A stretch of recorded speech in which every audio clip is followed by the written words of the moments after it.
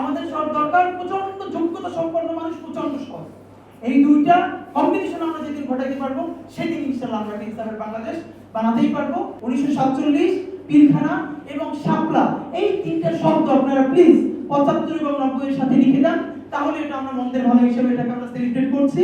সংস্কার বলি, বিপ্লব বলি, এটা নিজেদের দিয়ে শুরু করা দরকার।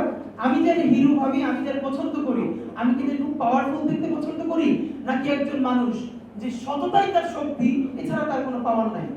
কিন্তু এটা তো আমরা সেলিব্রেট করতে জাতিগতভাবে শিখি নাই। এইখানে যত মুরব্বীরা আছেন বললে মাইন্ড করবেন, আমাদের মতো মানুষ ছেলে, আমি যেহেতু বিয়ে করে ফেলছি আমার বলে লাভ নাই, কিন্তু আমাদের মতো ছেলেরা যারা অনিষ্টির সাথে লড়াই করবে, তারা ভালোবাসবেন, চাপানি করবেন, কিন্তু মেয়ে দিয়ে কেউ দিবেন না, কারণ মেয়ে দিবেন তখন একটা আর্মি ক্যাপ্টেনের সাথে, বিকজ লাইফ সিকিউরিটির ব্যাপার আছে। এটা তো বাস্তবতা। কোনো আমাকে এরকম একটা বিপ্লবী ছেলের কাছে অনেক খুব ভালো চিন্তা করে তার কাছে ছেলে যায় না, বলে ছেলে ভালো বিয়ে দেওয়া যাবে। আর্মির মধ্যে ছেলে ভালো, খুব ভালো কথা বলে, একদিন খাওয়া 10,000 টাকা দাও, বিয়ে দেওয়া যাবে না। তো যদি আমি এই কথাটা আজকে বলি যে ওই নিজের ঘর থেকে যদি শুরু করতে পারি, সেটা খুব ভালো। আমি আমার নিজের প্রতি দিয়ে বলবার চেষ্টা করি, এই যে যা করি আমি নিজের কতটুকু বদলাইতে পারলাম। তো এই প্রশ্ন যদি আমি আমাকে করতে পারি, বরং আমি যদি বদলাইতে, তখন যদি আপনারা আমাকে করতে পারেন, রাশেদ ভাই করতে পারেন, যে তোমাদের লাইফের মধ্যে অনেক বেশি চেঞ্জেস আসছে কেন, এই প্রশ্নটা জরুরি। বাট আমার মনে হয় এখন আমাদের একটা সক্রিয় অভিযান শুরু করা দরকার, এবং সংস্কার, যে সংস্কারটা হাজী শরীয়তুল্লাহ শুরু করেছিলেন ফরাইজি আন্দোলনের মধ্য দিয়ে, বলেছিলেন যে এই সব বিপ্লবী ঠিক আছে, কিন্তু সবার আগে মানুষের নৈতিক জায়গাটা উন্নয়ন করতে হবে।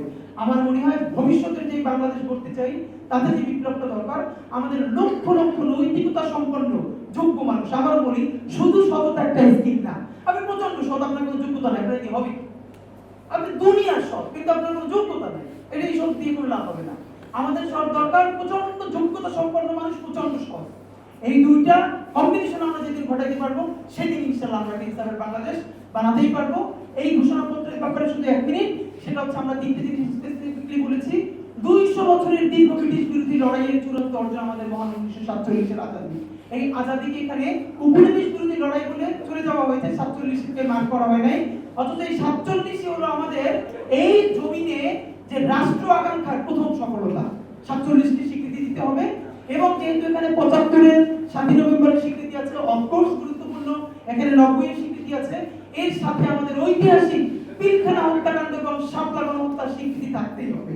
কারণ পিলখানা হত্যাকাণ্ড হচ্ছে এমন হত্যাকাণ্ড যে বাংলাদেশের জমিনে, আমি অনেকবার বলেছি, এবার বলেন, মহান 71-এর মুক্তিযুদ্ধেও পাকিস্তান বাংলাদেশের কোনো ক্যান্টনমেন্টে 2 দিন বসে আমাদের আর্মিদেরকে এরকম পুরাই মারতে পারে নাই।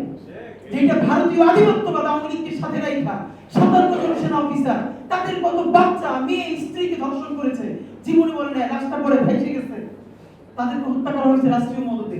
এই পিলখানার স্বীকৃতি আমাদেরকে দিতে পারতে হবে। RICL TMX, যুগের পর যুগ স্থাপনা থাকে মজবুত।